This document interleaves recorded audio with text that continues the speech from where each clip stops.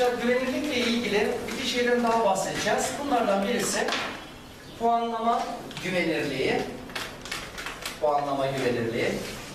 Arkadaşlar ikincisi de puanlayıcı güvenirliği. Evet. Şu ana kadar anlattığımız o 5 yöntem gençler neydi? Güvenirlik belirleme yöntemleriydi. Mesela güvenirlik belirleme yöntemlerinde arkadaşlar test tekrar test anlattık. Test tekrar test ne güvenirliğiydi?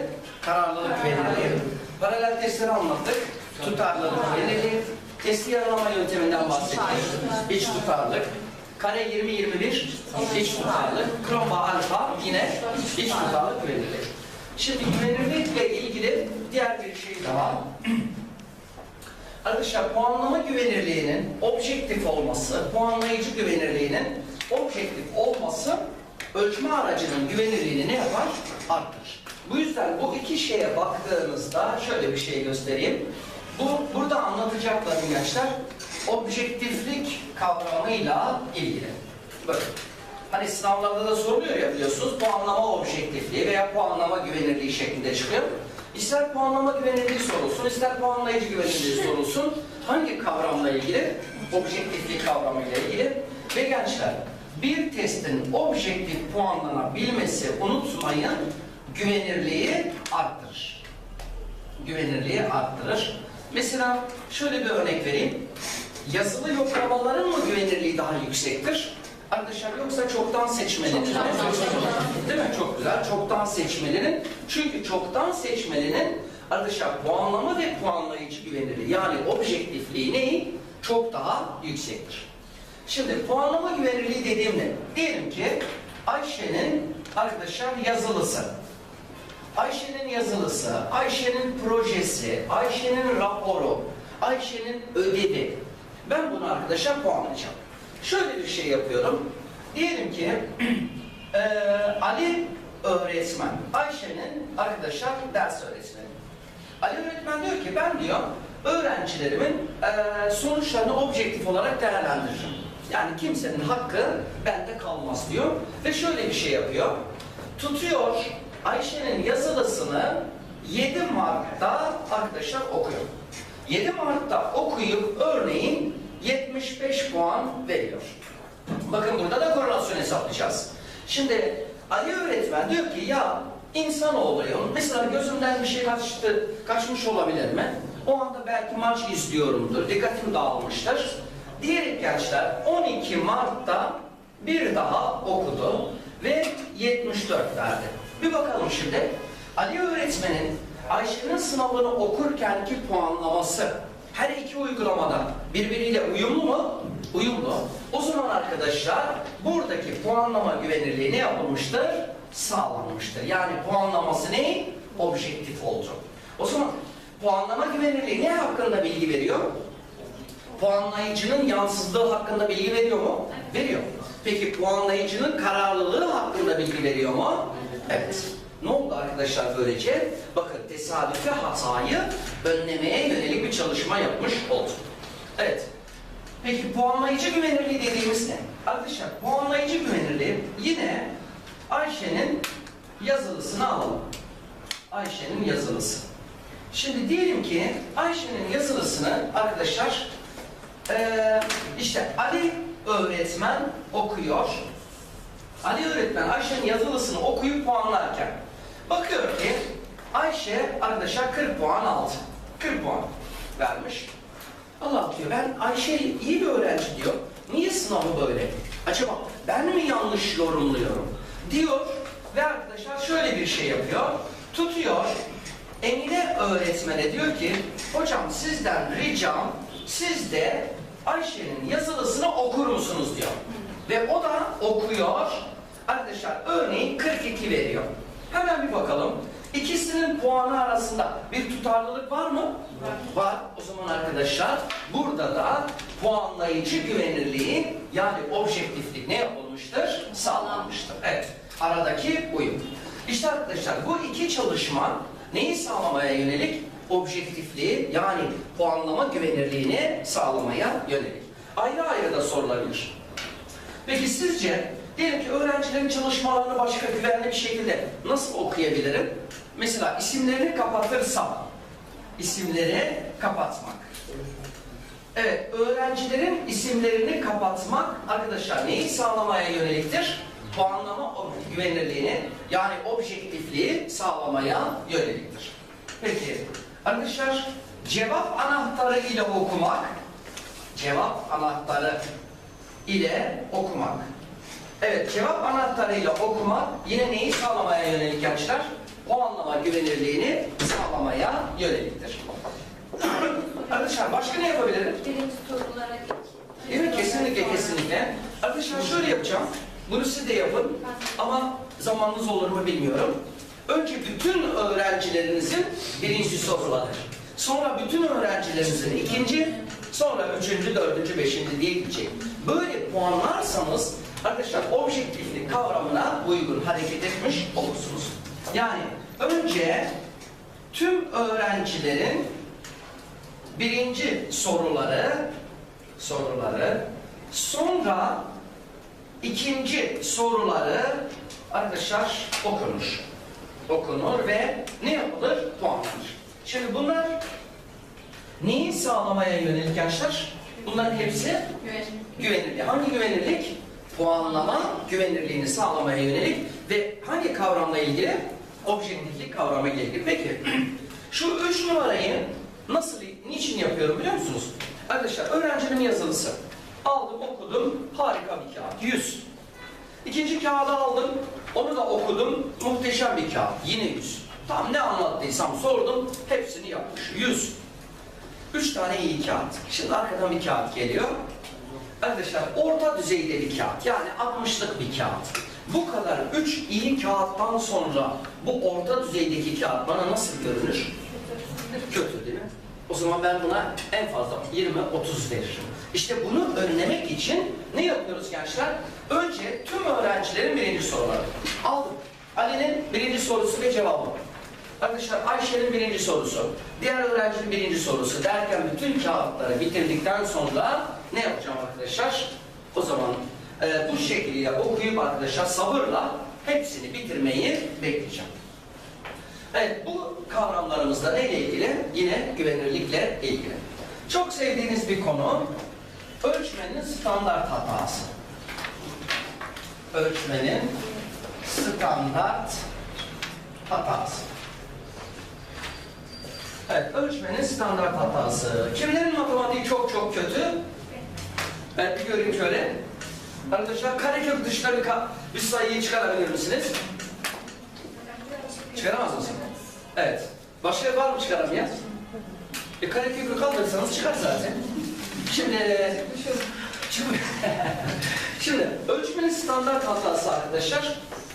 Şunu hatırlıyoruz değil mi? Ölçmenin standart hatası büyüdükçe güvenilirlik ne olur? Azalır değil mi? Tabii çünkü hata arttıkça güvenilirlik azalır arkadaşlar. Ölçmenin standart hatası arkadaşlar bir testin yapması muhtemel hataların dağılımıdır. Evet, bir testin yapması muhtemel hataların dağılımına arkadaşlar standart hata diyoruz. Sınavda arkadaşlar soru geliyor.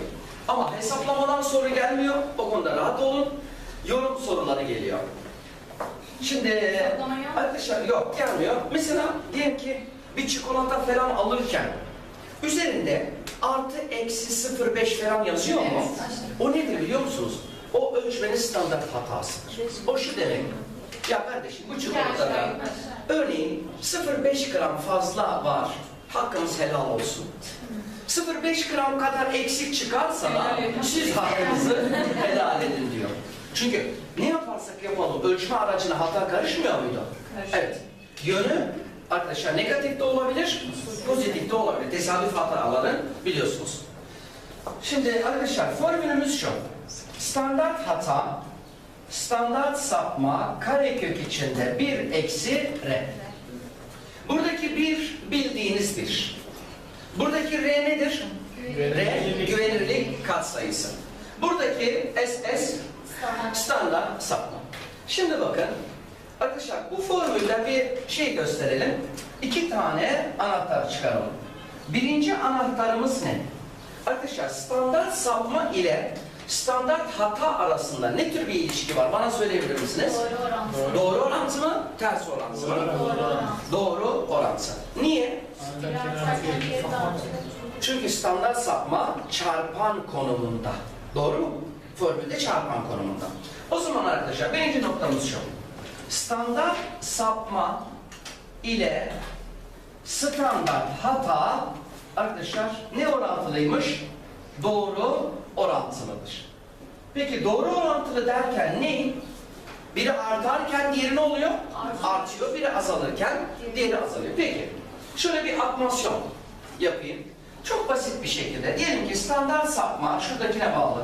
2, 4, 6, 8. Şimdi ben hangisinde daha çok hata olduğunu düşüneceğim şimdi? 8'de. Niye? Çünkü standart sapma büyüdükçe standart hatanın söylendiği. Yani sadece mantığını anlamanız için. Yoksa doğru bir uygulama değil bu. İkincisi. Arkadaşlar standart hata ile güvenirlik, evet söyleyin bana, ters orantılıdır. Şimdi standart hata ile güvenirlik arkadaşlar ters orantılıdır. Evet, biri doğru orantı, biri neymiş? Ters orantı. Yani güvenirlik ve hata ters orantılı ama standart sapma ile standart hata ne orantılı arkadaşlar? Doğru orantılı. Şimdi nedenini bir kez daha söylüyorum. Bu formülde standart sapma ne konumunda? Çarpan konumunda. Çarpan konumunda olduğu için gençler standart sapma büyüdükçe hata ne olacak? Artacak. Peki şöyle bir örnek yapalım. Arkadaşlar testler ve denemeler için bakın gerçek sınavda böyle soru çıkmaz. Böyle hesaplama soruları çıkmıyor. Şimdi güvenirliği 0.75 standart sapması arkadaşlar 4 olan bir testin standart hatası kaçtır? Evet. Ne diyorsunuz arkadaşlar? Formülde yerine yazacağız önce değil mi? Tabii. Şimdi önce formülde bir yerine yazalım.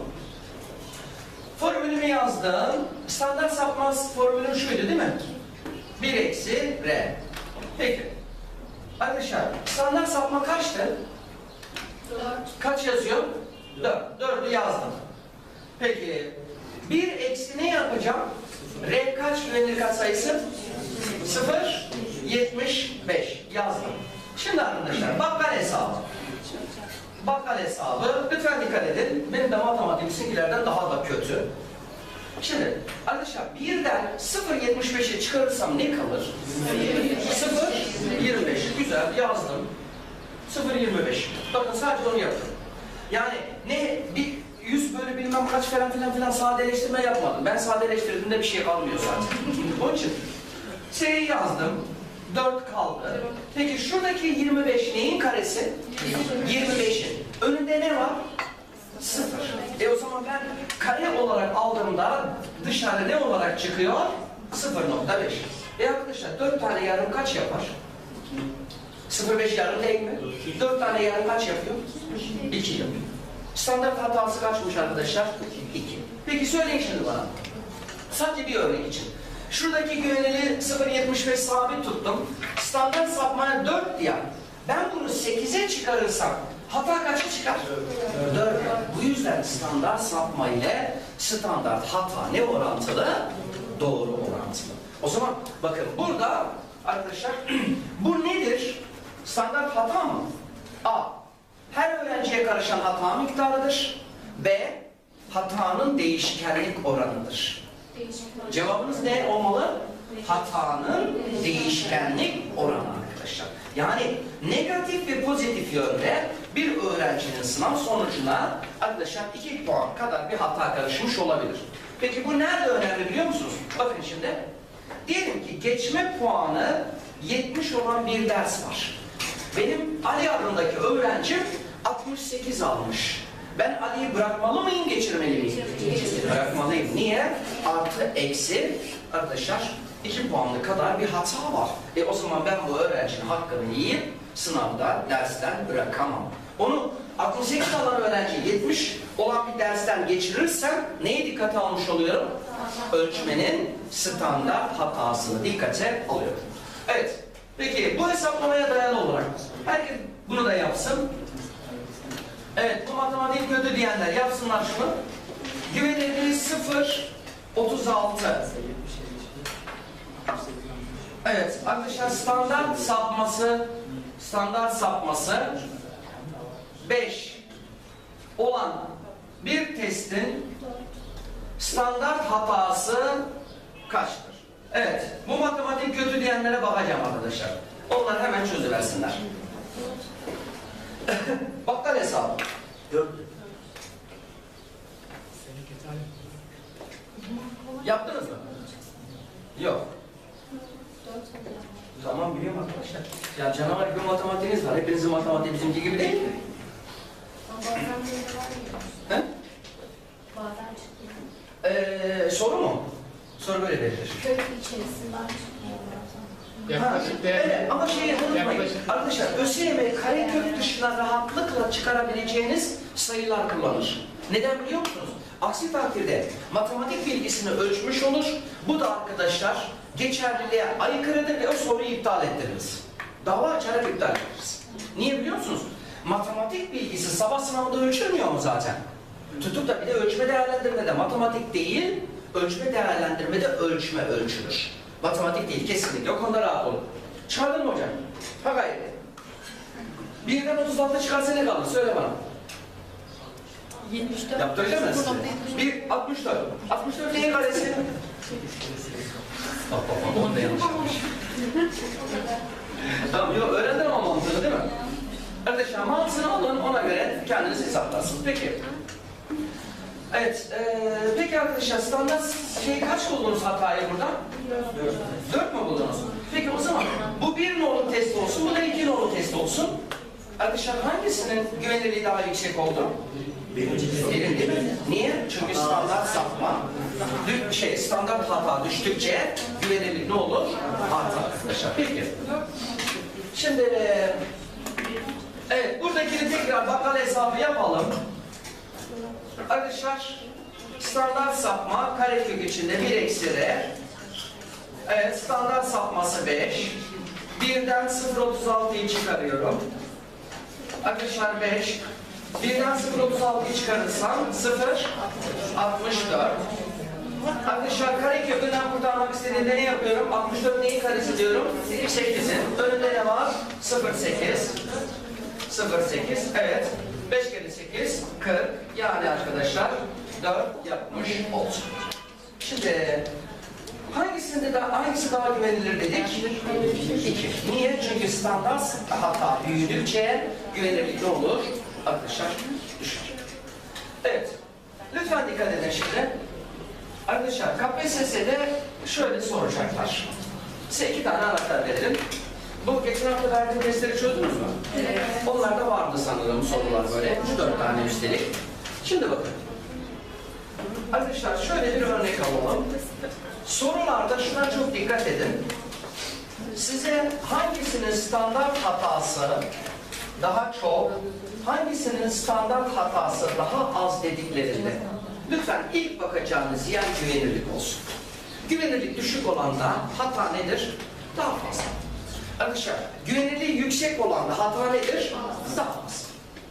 1 nolu test, 2 nolu, 3 nolu ve 4 nolu test. Burası güvenirlik.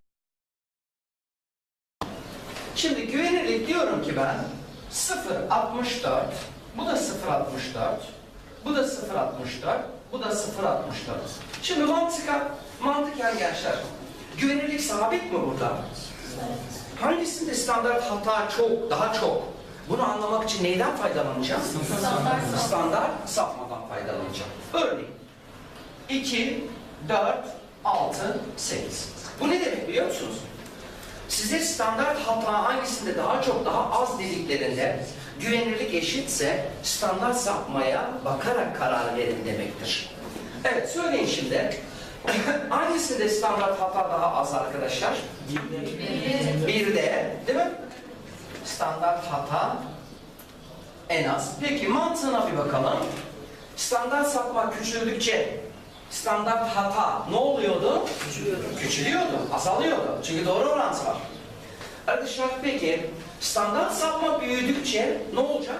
Standart hata artacak. O zaman en çok hata, standart hatası en fazla olan hangisi? 4 mü? Emin misiniz? He? Evet. Ha, iyi. Standart hatası en fazla. Peki niye standart hatası en fazla oldu? Evet, çünkü güvenirlik eşit. O zaman arkadaşlar standart sapmaya bakacağım. Standart sapması büyük olan da hata nedir? Daha fazla diyeceğim. Peki ikinci anahtara bakın şimdi. İkinci anahtarımız da şöyle olsun gençler. Bu sefer şeyleri eşit verelim. Standart sapmalara eşit verelim. 1, 2, 3, 4. Burası yine güvenirlik. Burası standart sapma. 0,36, 0,64, 0,75, 0,81. Arkadaşlar bir bakalım. Güvenirlik farklı mı? Farklı. Şimdi şöyle koydum. 2, 2, 2. Hepsi 2 olsun. Standart sapma eşit mi? Evet. Arkadaşlar hemen bakıyorum. Güvenirliği en düşük olan da hata ne? En fazla. Söyleyin o zaman bana.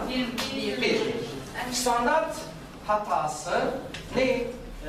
En fazla. Çok güzel. Evet, şimdi söyleyin. Standart hatası en az olan? 4 mu oldu? Doğru mu arkadaşlar? Hatası en az. İyi de diyorsunuz ki Şükrü Hoca amma da kuruna sar diyorsunuz değil mi? Hep aynı veriyor. Farklı versen cevap çıkıyor zaten. Peki biz ne zaman zorlanıyoruz? İkisi eşit olduğunda nereye bakacağız?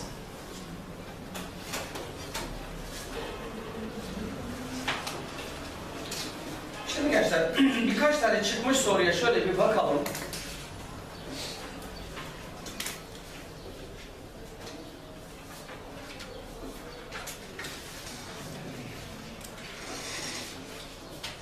Evet. Şimdi gençler bu KPSS'de çıkmış bir soru. Bir bakın bakalım hesap yapıyor muyuz burada?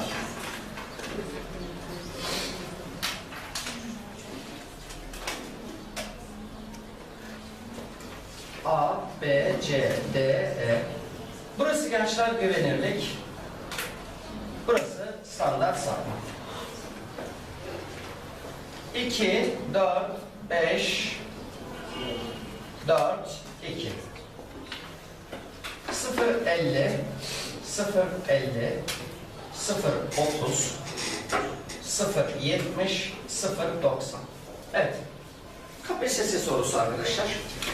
Ne sormuşlardır? Standart hatası en fazla ve en az olan. Lütfen bulun. Anahtarımız neydi? Önce nereye bakıyoruz?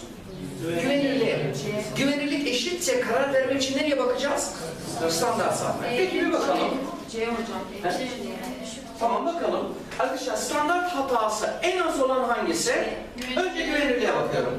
0,50, 0,50, 0,30, 0,70, 0,90. Güvenirliği düşük olanda ne fazladır? Hata. O zaman cevabı ne? C. Ne oldu? Standart hatası en fazla. Peki standart hatası en az olan hangisi? Cevap Edirne.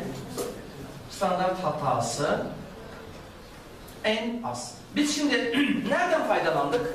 Güvenirlikten. Güvenirlik sınav anında aklıma gelmedi. Standart sapmadan faydalanayım. Standart sapma küçüldükçe hata azalmıyor mu? Azalıyor. Güzel. Hangisi standart hatası en az olan hangisi? Standart sapmadan faydalanalım. A veya E. Doğru mu? Eşit mi? Karar vermek için nereye bakacağım? Güvenirliğe. Güvenirliği yüksek olan da hata nedir? Daha azdır. Standart sapma 2, standart sapma 2, 9. Bakın. Oradan da yakalayabilirim. Nereden istiyorsanız oradan yakalayın. Şimdi peki hesap yapıyor musunuz gençler? Zaten bunu formülle yapmaya çalışsanız var ya sınav biter. Tabii sınav biter. Hata en fazla. Şimdi peki arkadaşlar bakın bir çıkmış sorular. Bu da yakın zamanlarda çıktı. Arkadaşlar 2 yılda bir daha soruyorlar standart hatayı ve bu yıl sorulma yılı. Söyleyeyim açık açık. Şimdi şöyle bir tablo vermişler. Peki arkadaşlar standart hatayı hesaplayabilmem için hangi bilgilere ihtiyacım var? Güvenirlik ve standart sanat. Başka bir şey kullanacak mıyım? Hayır. O zaman tablo 50 tane bilgi bile olsa standart hatayı size soruyorlarsa bakacağınız 2 tane şey var. Biri güvenirlik, biri standart sapma. Böyle tablonun içinde kaybolup gitmeyin. Şimdi dersler. Felsefe, fizik, kimya, biyoloji, tarih. Arkadaşlar 2010'du sanırım ve bu tablodan 3 tane soru sorulmuştu. 3 sorunun yanıtlanma süresi arkadaşlar sanırım 15 saniye falan sürüyor. Burası güvenirlik. Burası standart sapma. Burası aritmetik ortalama. Bu da madde sayısı. Yani testteki soru sayısı 0.96 0.91 0.84 0.75 0.64. Arkadaşlar bana standart hatayı sorduklarında ben şimdiden bile cevabı buldum. Sizler buldunuz mu? Peki başka? Ya tarih ya fen. Hani en çok olan tarih mi? Evet. Peki en az olan? Vallahi cevap da o zaten. Öyle. Zorlayan bir şey yok. Yeter ki mantığına bilir. Standart sapmaları vermiş. Arkadaşlar 5, 15, 10, 4, 15. Peki. Devam edelim. Aritmetik ortalama 15, 60, 25, 20, 40.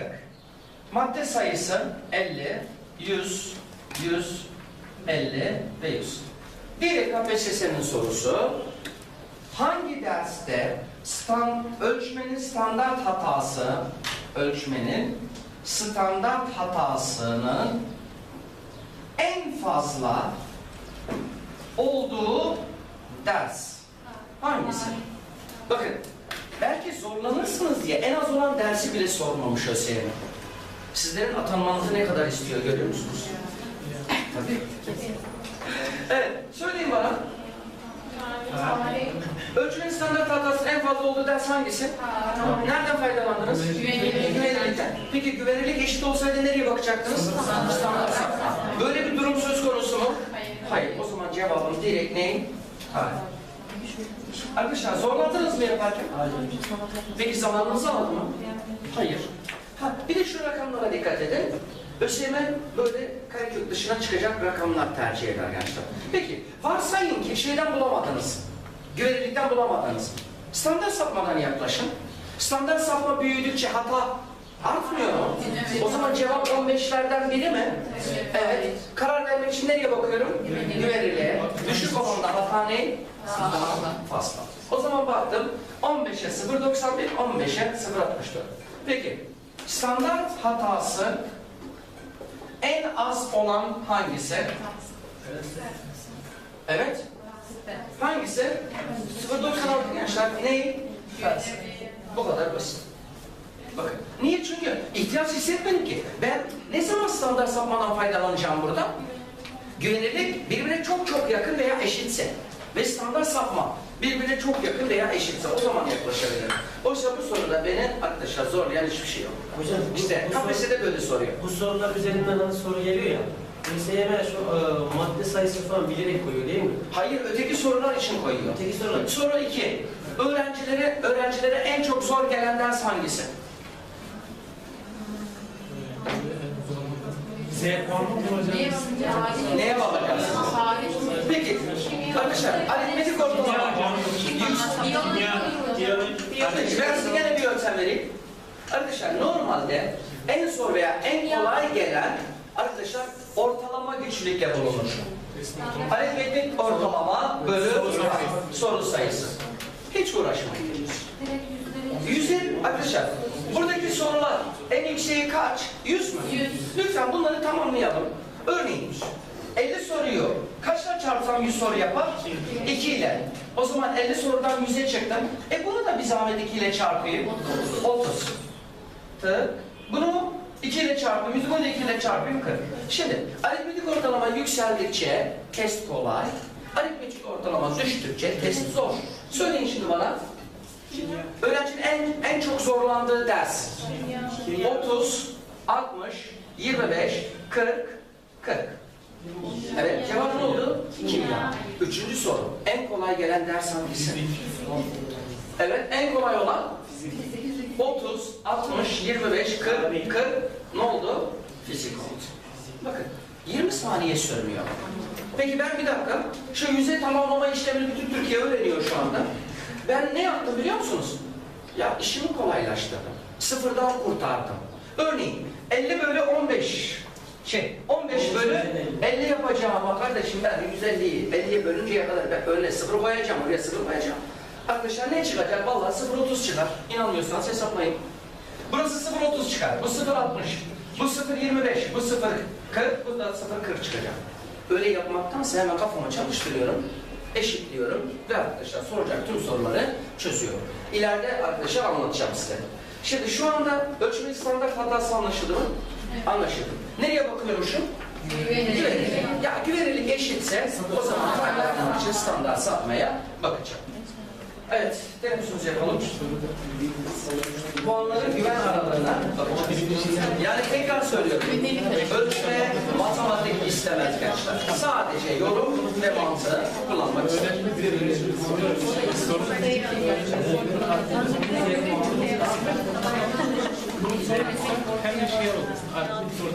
İnadına çektim kaçtım.